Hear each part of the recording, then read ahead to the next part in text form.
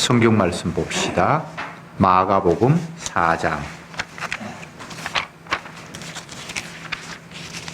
21절부터 29절까지 교독하겠습니다. 21절에 또 저희에게 이르시되 사람이 등불을 가져오는 것은 말 아래나 평상 아래나 두려함이냐 등경 위에 두려함이 아니냐.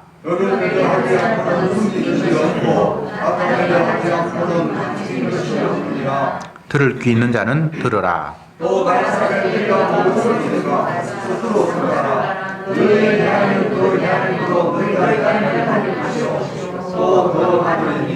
있는 자는 받을 것이요 없는 자는 그 있는 것까지 빼앗기리라.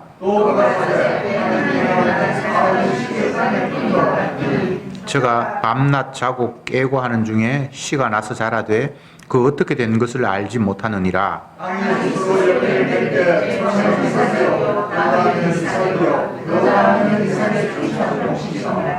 열매가 익으면 곧 낫을 대나니 이는 추수 때가 이르렀음이니라. 아멘. 지난주의 말씀을 잠깐 떠올려 봅시다. 예수님이 모여온 무리들을 향해서 씨 뿌리는 비유를 말씀을 하셨습니다.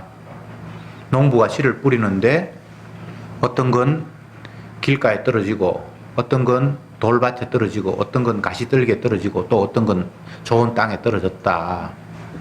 그런데 길가, 돌밭, 가시떨기는 여러 가지 조건 사항들이 결실하지 못하게 되었고 좋은 땅에 떨어진 씨앗은 많이 결실하였다. 이런 이야기를 하셨죠. 그런데 그렇게 말씀하시고 난 이후에 마지막으로 하신 이야기가 들을 귀 있는 자는 들을지어다. 이렇게 말씀을 하셨단 말이죠. 씨 뿌리는 비유를 말씀을 하셨는데 뭐 좋은 땅에 떨어져서 결실했고 안 좋은 땅에 떨어져서 결실 못했다.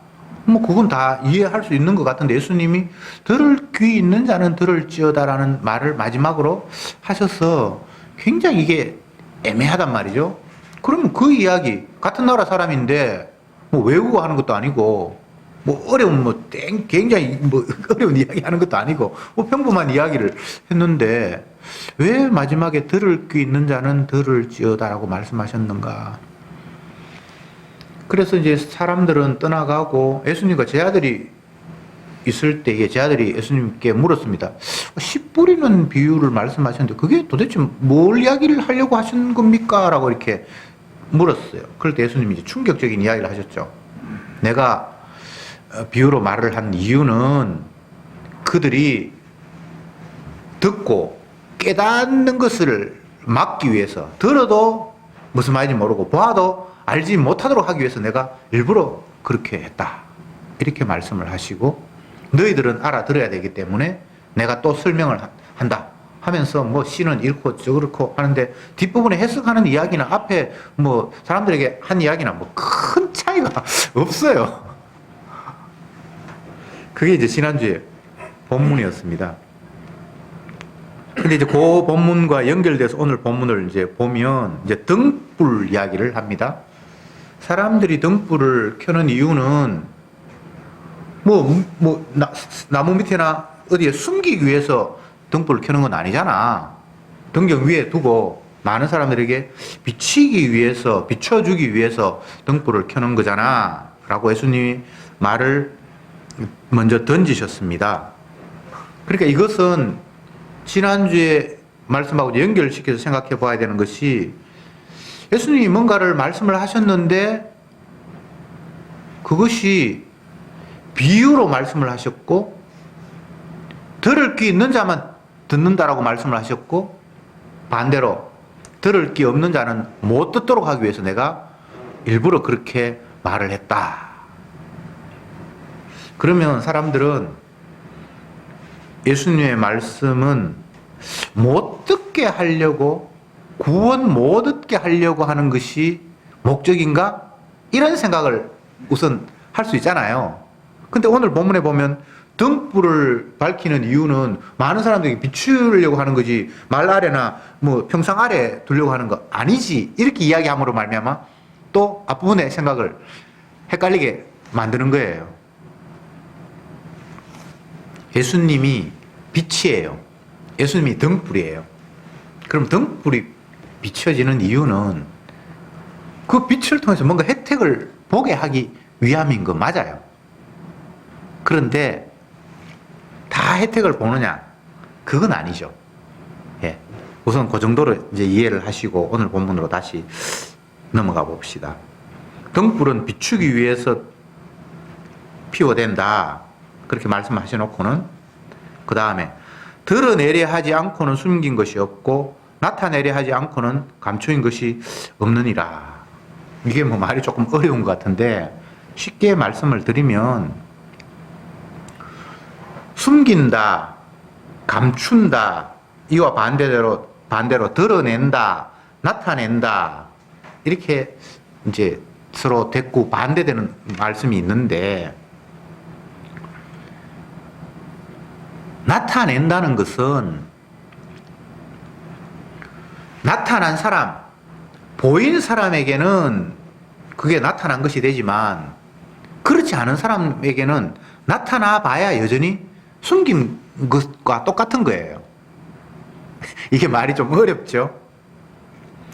지금 예수님의 모습이 그렇다는 거예요. 우리가 이걸 이제 세상 논리로 적용시키지 말고 주님이 말씀하신 것을 예수님 자기 자신의 모습으로 이제 봐야 되는데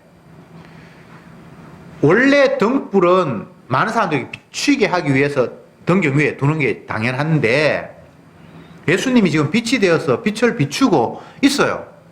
그래서 어떤 사람에게는 그 빛이 비쳐서 환하게 드러나는 경우가 있지만 또 어떤 사람에게는 빛을 아무리 비춰도 안 보이는 사람에게는 그 빛을 감추는 결과, 숨기는 결과가 될 수밖에 없는 거예요. 이런 양면성이 있는 거예요. 우리는 주님의 선택, 하나님의 나누심, 사랑할 자와 미워할 자를 구분하심에 대해서 늘 바탕에 깔지 않고 생각을 하죠. 그래서 이왕 천국 만들어 놓고 주님이 천국이 어떤 것인가를 전파하고 천국 넣어주려고 한다면 빛을 비추려고 한다면 몽땅 다 비춰서 다 천국 넣어주면 되지. 왜 빛을 비추면서 굳이 감춰지고 숨겨지는 일들이 거기에서 발생할까? 그건 뭔가 좀 이상한데 우리의 생각은 그렇잖아요. 근데 주님은 처음부터 알과 죽정이를 나누고 사랑받을 자와 미움받을 자를 나누기 위해서 일을 하시기 때문에 등불이 비춰질 때에 그것은 자기 백성, 보여야 할 백성에게만 비춰지는 것이고 나머지는 비춰지는데 그 상태가 감춤의 상태가 되는 거예요. 참 말이 웃기죠. 환히 비추시는데 구원 얻을 사람, 볼 사람들에게는 비춰지는 게 맞는데 구원 못 얻을 사람에게는 비춤 그 자체가 감추임이라고요. 복음을 설교하는데 그것은 이것이 복음입니다라고 지금 이게 환히 보여주는 거잖아요. 그런데 복음을 알지 못하는 사람은 그 환히 보여준 그 자체가 감춤이 된다고요. 숨기려고 숨기는 게 아니라 이야기를 하고 있는데도 여전히 감추임이에요. 이걸 방언, 외국어라고 생각해 봅시다. 같은 나라 사람끼리는 말을 알아듣죠. 근데 전혀 다른 나라라서 한 번도 그 이야기를 들어본 적이 없는 사람에게는 열심히 이야기하는데 그 자체가 감추임이에요. 말 안 하면 감췄다는 사실 모르겠죠. 근데 말함으로 말미암아 저게 전혀 내가 알아들을 수 없는 말이구나라고 그야말로 감추어지는 사건. 조금 이제 이해가 되십니까? 주님이 지금 그 이야기를 하고 계시는 거예요. 주님이 빛으로 비추고 말씀하지 않으면요 감추어졌다는 사실도 몰라요. 저 사람이 외국어를 말하지 않으면 내가 저 말에 까맣기고 아무것도 못 알아듣는다는 걸 몰라요. 그래서 말함으로 말미암아 나는 못 알아듣는 사람이구나 라는 상황이 온다는 것이 오늘 본문에서 하고 있는 이야기입니다. 좀 더 말씀을 진척시켜 봅시다. 주님은 그렇게 말했으면 하놓고는 또 귀 있는 자는 들으라. 못 알아들을 사람은 죽었다 깨어나도 못 알아듣는다는 거예요. 같은 나라 사람 아니지. 너한테는 외국어로 들리지. 그러면 못 알아듣는 거야. 자기 백성들끼리는 잘 통해요. 뭐 같은 말인데 뭐. 근데 외국 사람은 말하면 할수록 그게 내가 못 듣는 사람이구나. 나는 감춰져 있구나. 저 말에 대해서 완전히 나는 문외한이구나. 바깥에 있는 사람이구나. 진짜 내가 외국인이구나. 라는 걸 깨닫게 된다는 거예요. 23절에 또 가라사대 너희가 무엇을 듣는가 스스로 삼가하라. 너희는 헤아리는 그 헤아림으로 너희가 헤아림을 받을 것이요 더 받으리라. 있는 자는 받을 것이요 없는 자는 그 있는 것까지 빼앗기리라. 여기도 굉장히 복잡한 이야기를 해 놓으셨습니다. 단순화시켜서 제가 한번 표현해 볼게요. 있는 자는 더 받고 없는 자는 그 있는 것마저 빼앗긴다. 앞부분에 헤아린다는 것도 같은 의미로 반복해서 하신 말씀입니다. 있다는 것은 여기에서 우리의 선학적인 개념으로 존재하고 소유하고 가졌다라는 그런 개념으로서의 있는 자는 아닙니다. 그럼 여기서 있는 자는 어떤 것인가 하면 복음으로 수용된 자, 주님의 언약이 도착한 자, 약속으로 모든 것들을 바라볼 수 있는 안목이 생긴 자는 계속해서 주님 말씀하시면 약속적으로 그것들을 점점 더 수용하고 받아들이는데 그 약속이 없는 사람은 아무리 이야기해봐도 빼앗긴다는 거예요. 외국어 이야기하는 거 똑같습니다. 네. 외국어를 이야기를 해버리면 그 말 못 알아듣는 외인은 말하면 할수록 점점 더 그에게는 나는 못 알아듣는 사람이구나. 나는 외인이구나라고 깨닫는 것처럼 있는 사람은 더 받고 없는 사람은 그 있는 것마저 빼앗긴다는 말이 똑같은 원리로 반복해서 하는 이야기예요. 참 복음이라는 것이 생각하면 생각할수록 신기해요.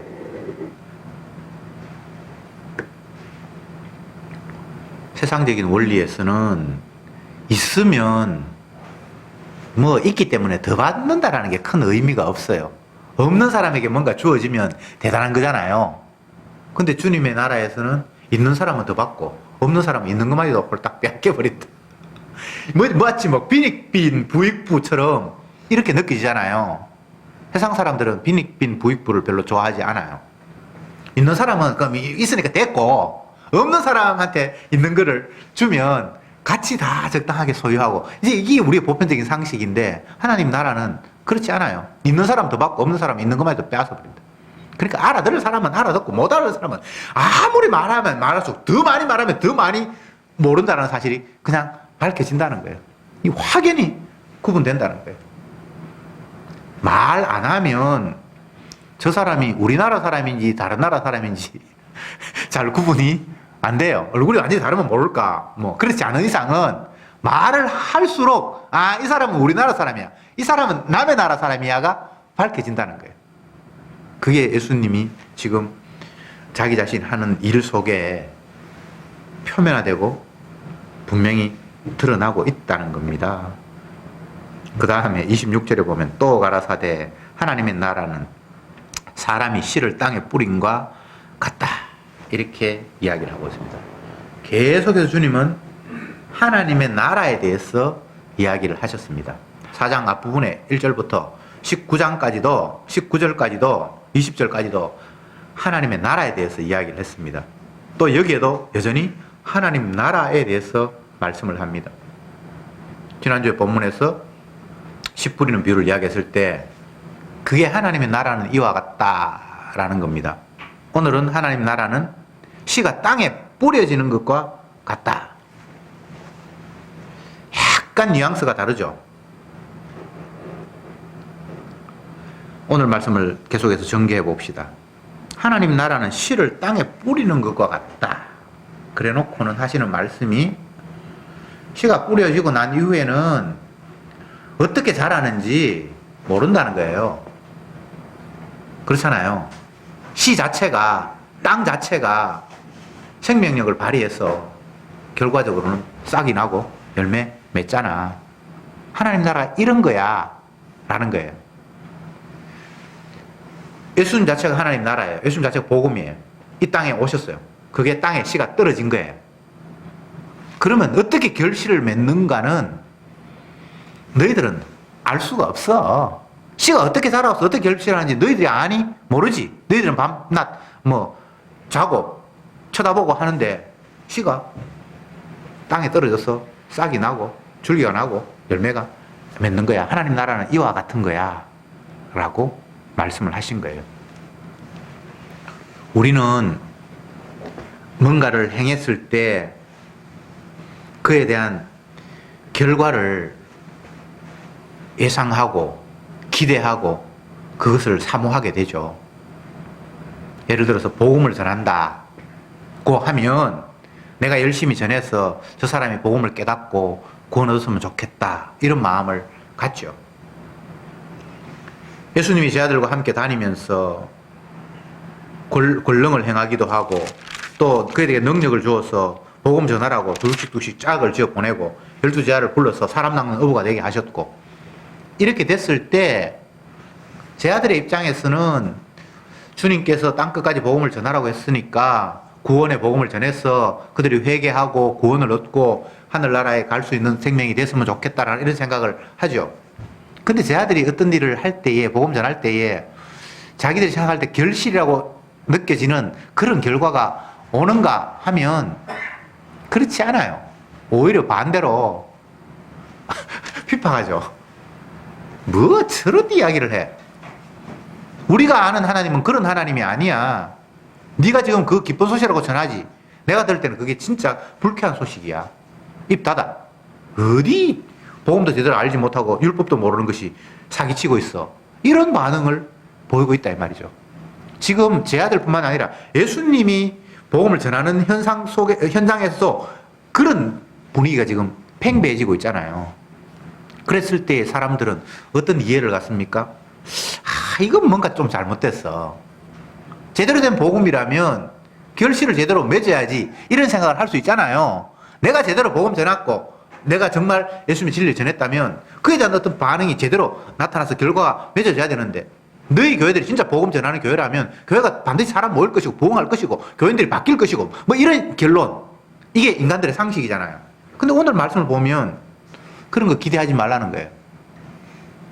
씨가 어떻게 자라는지 열매 어떻게 맺는지 너희들은 몰라. 그런 거 기대하지 마. 그러나 반드시 결과는 올 거야. 야, 이게 참 대단한 이야기죠. 우리는 자꾸 내가 뭔가 조금 했으면 그에 대한 결과들을 기대하면서 좋은 쪽으로 뭔가 피드백이 있기를, 결과가 내게 주어지기를 계속해서 살피잖아요. 뭐 자녀를 키운다, 아니면 사업을 한다. 그러면 내가 뭔가를 투자를 했고 신경을 썼으면 그에 대해서 뭔가 결과가 자꾸 나타나기를 기대하잖아요. 그거 안 하는 사람이 어디 있습니까? 그 기대 때문에 자녀도 키우고 돈도 투자하고 뭐도 하고 하잖아요. 근데 그런 사고방식과 똑같이 하나님 나라, 복음, 천국을 그렇게 이해하려고 하면 안 된다는 거예요.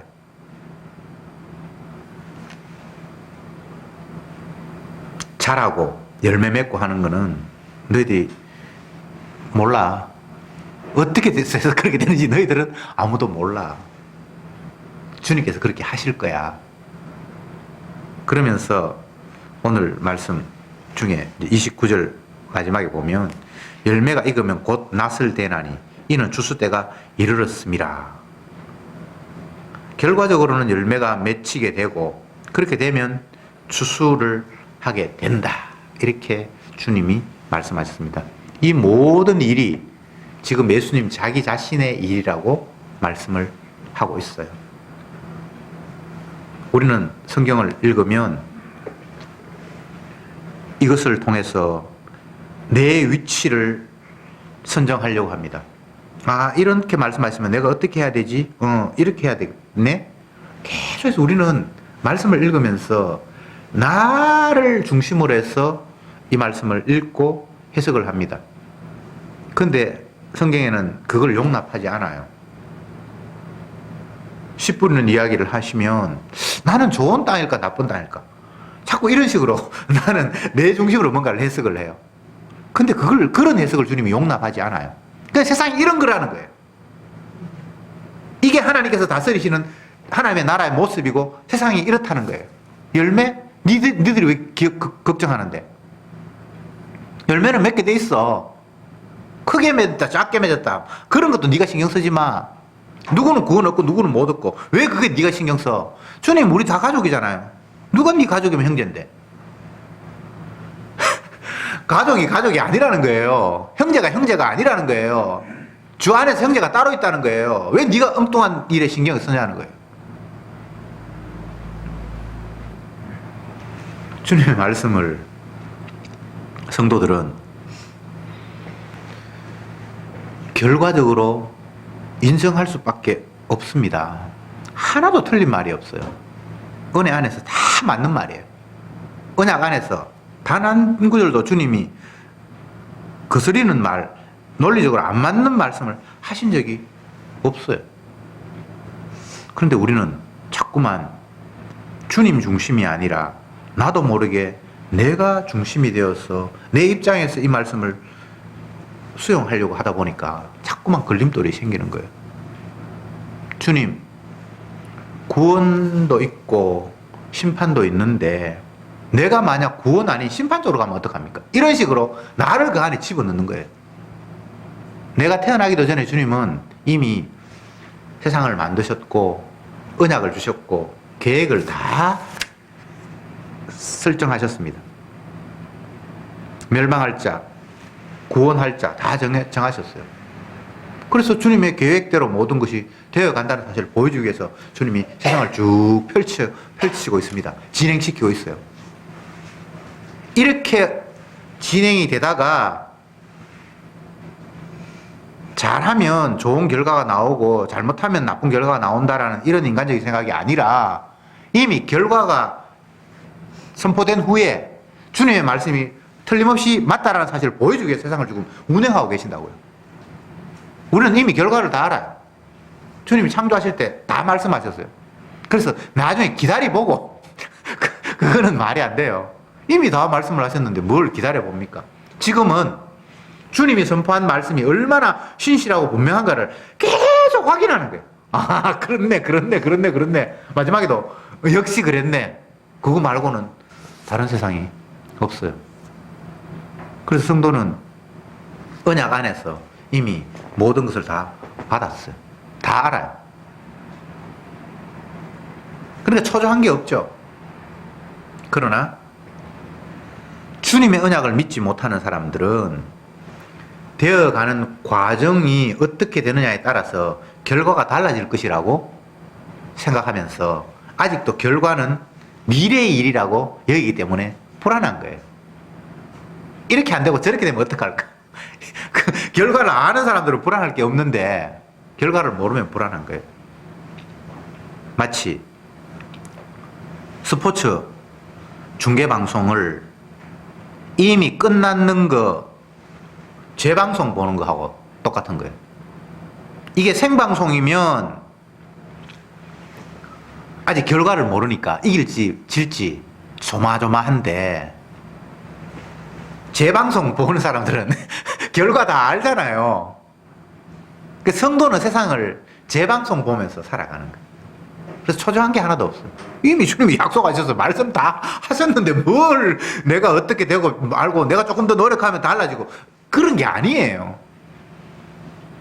다 이루었다 고 말씀하신 그 약속이 성도에게 다가오면 계속해서 다 이루시면 확인되는 거예요. 있는 사람은 더 받을 것이요. 계속 해야 되는 거예요. 없는 사람은 계속 헷갈리는 거예요.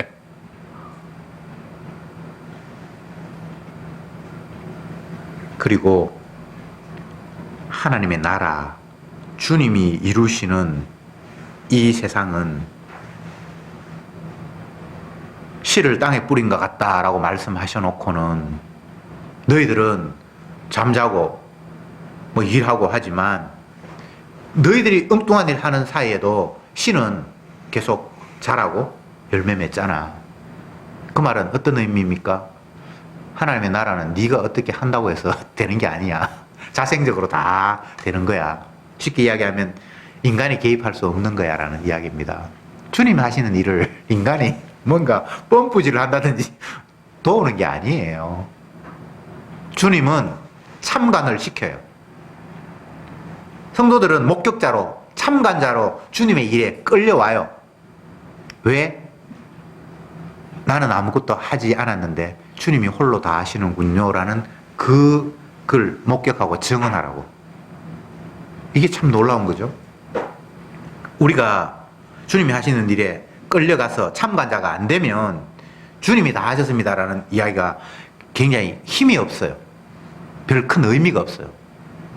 그런데 주님의 일하심 속에 성도를 끌어들여서 보게 하시는 거예요. 모세가 하나님 앞에 사명을 받잖아요. 네가 이 백성을 내가 원하는 곳으로 인도에 가라. 모세 입장에서 참 황당한 거예요. 지 한 몸 지금 살기도 버거운데 하나님이 어마어마한 짐을 모세에게 맡기는 것 같이 느껴졌을 거 아니에요. 이거는 영광이 아닙니다. 사람 반 죽이는 거예요. 내 혼자 살기도 힘든데 청소구역을 너무 많이 맡기셨어. 일거리를 너무 많이 나에게 짐을 지우셨어. 그래서 나오는 반응이 주님 나 못합니다. 이게 정말 주님 앞에 사명 받은 사람의 솔직한 고백이에요. 근데 주님이 강제로 할 거야 라고 하면서 그를 끌고 가시잖아요. 홍해를 가르고 반석에서 물을 내고 하늘에서 만나를 뿌려주시고 어마어마한 일을 주님이 하시는데 모세는 멍하니 그냥 바라보고 있는 거예요. 그러면서 마지막 고백이 뭡니까? 이스라엘 백성들 출애굽시켜서 광야 통과해서 하나님이 원하는 땅으로 인도하는데 나는 아무것도 한 게 없네. 계속 원망만 하고 불평만 하고 못 믿어서 주님 약속한 거 못 믿어서 엉뚱한 일만 했네. 그게 이제 목격자인 거예요. 아브라함을 예로 들면 주님이 아브라함에게 찾아오셔서 내가 지시하는 땅으로 가라. 내가 너에게 자손을 번성하게 할 것이고 땅을 줄 것이고 네 자손을 통해서 만민이 복을 받을 것이다. 희한한 약속을 하셨어요. 아브라함이 그 약속을 받을 때가 75세, 마누라는 65세. 이미 뭐 더 이상 아내가 생리도 끊어졌고 후손을 생산할 수 있는 그런 조건이 아니에요. 그런데 주님이 네 자손을 통해서 번성할 것이고 복을 받을 것이다. 땅도 내가 네게 주겠다. 그래서 강제로 그는 끌려서 고향 땅을 떠나게 되잖아요. 고향 땅을 떠난다는 것은 고대는 거의 죽는 거나 마찬가지예요. 낯선 땅에 갔는데 누구에게 뭐 땅 주고 살도록 하겠습니까? 고대는 특히 더 그런 시대였어요. 자기들끼리 부족들끼리 어울려서 살아야 부족 사회라는 게 왜 있습니까? 그때는 그런 식으로 살 수밖에 없는 환경이었거든요. 그럴 때 주님께서 네가 있는 곳으로 떠나라 가면 낯선 곳에 누가 그들을 환영하며 그건 나중에 살면서도 알아요. 열심히 우물 파놓으면 우리 땅에 네가 왜 와서 가면 쫓아내고 그리고 자기 곳을 떠나서 다른 곳으로 간다는 것은 그 당시에는 그 죽는 거나 거의 다름이 없는 그런 환경이에요. 그런데 주님이 자손을 주겠다고 말씀을 하셨는데 아무리 생각해봐도 아내한테서 자식이 못 태어날 것 같으니까 지가 젊은 여자 종하고 관계를 가져서 태어나 봤는데 애 하나 낳았는데 그건 후손이 아니래요. 쫓아내버리래요.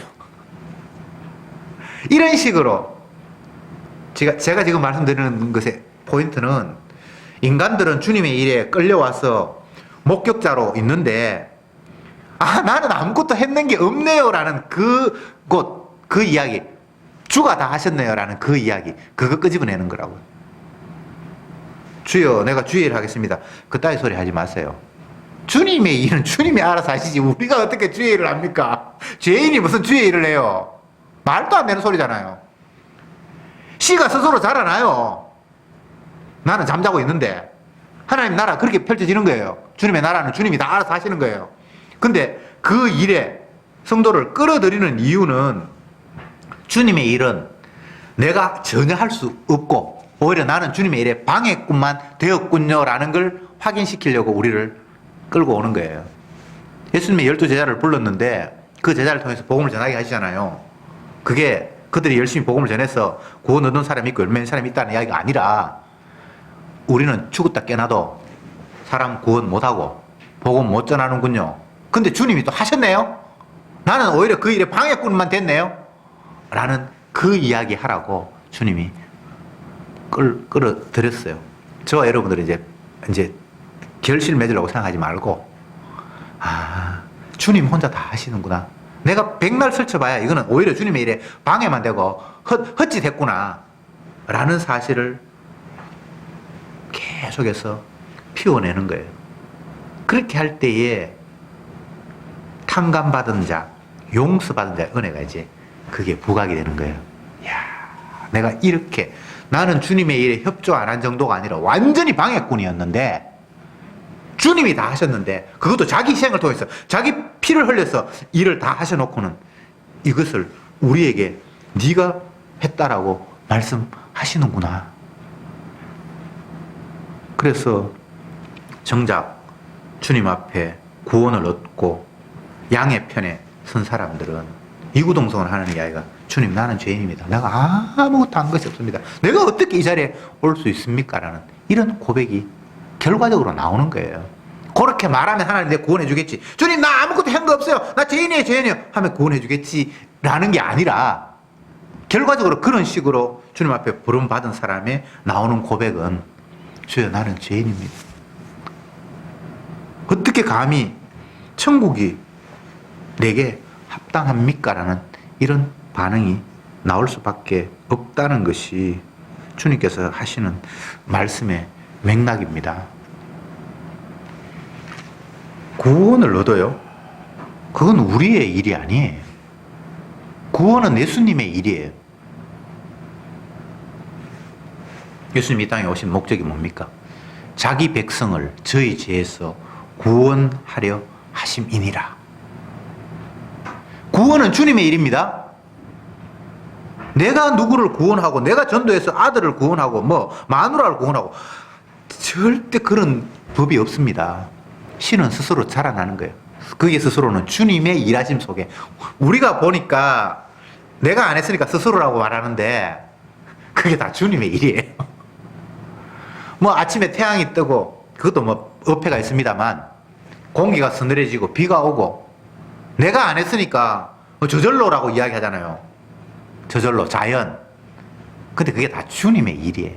주님의 부지런함이에요. 쉬지도 않아하고 졸지도 않아하시고 계속 주님은 자기 뜻을 이루어 가는데 인간들은 지가 개입 안 했다 그러면 그냥 저절로 됐다 이렇게 얘기하는데 저절로가 아니고 주님의 열심이에요. 주님의 열심. 누구를 구원하는데 내가 그 사람 구원을 위해서 뭔가 한 건 아무것도 없고 오히려 방해만 했고 근데 누가 구원이 됐으면 그 주님의 열심이 그를 지금 되게 한 거라는 이야기를 오늘 본문이 하고 있는 거예요. 하나님 나라는 이와 같다. 신은 스스로 자라서 결실해. 네가 씨 자라는데 뭘 어떻게 할 수가 없는 거야. 그건 네 일이 아니야. 구원은 네 일이 아니야. 하나님의 나라를 만드는 건 너의 일이 아니야. 나의 일이야. 주님께서 그렇게 오늘 본문이 말씀하고 있는 거예요. 그래도 주님 우리 보고 복음 전하라 했잖아요. 그렇게 했지. 그런데 이거 열심히 했는데 되지도 않고 아니 되고 있다니까. 네 눈에는 안 되는 것처럼 보이지만 이거 다 되고 있는 거야. 초조하게 생각하지 마. 그리고 네가 하는 거 아니야. 내가 해. 맞네요. 나중에 보니까 됐는데 내가 했는 거 아니네요. 그 고백 주님 받아내시려고. 그래서 마지막 날에는 내 천부께서 심으시지 않은 것은 다 뽑는다라는 이야기가 우리는 지금 이 순간에 계속해서 확인하면서 사는 거예요. 그 마지막 날까지 갈 것도 없어요. 지금도 주님이 내가 하는 거 다 뽑아내. 그거 아니야 임마. 네가 뭘 해. 말도 안 되는 소리 하지 마. 하나님의 나라의 일을 구원을 그게 어떻게 네가 할 수 있어. 나는 주님의 은혜 가운데서 내가 할 수 없음을 목격하는 그 자리에 주님 앞에 끌려왔구나. 그래, 이게 참 우리가 하고 말고 하는 것이 아니라 그냥 이렇게 돼요. 성도는 우리의 삶 가운데서 내가 뭔가 복음을 위해서 긍정적인 뭐를 할 수가 없는 걸 여러분들이 살면서 날마다 느끼잖아요. 복음을 위해서 우리는 부정적인 것밖에 없지, 내가 복음을 위해서 조금이라도 보탬이 되는 게 없다라는 사실을 성도는 살면서 할수록 계속해서 반복해서 느끼는 거예요. 이것이 있는 사람은 더 받는 거예요. 있는 사람은 뭐를 소유가 아니고 계속해서 확인하는 거예요. 안 되는구나. 그런데 주님이 대해 가게 하시는구나. 이미 다 이루어졌구나 라는 것이 계속해서 확인되는 거예요. 하나님의 나라는 바로 이런 거라는 겁니다. 여러분, 내가 할 수 없다는 것, 주님의 일에 내가 전혀 보탬이 되지 않는다는 것에 감사할 수 있기를 바랍니다. 그래야만 진정 주님이 자기 홀로 모든 것을 이루었다는 그 약속이 딱 부합이 되고 맞는 거예요.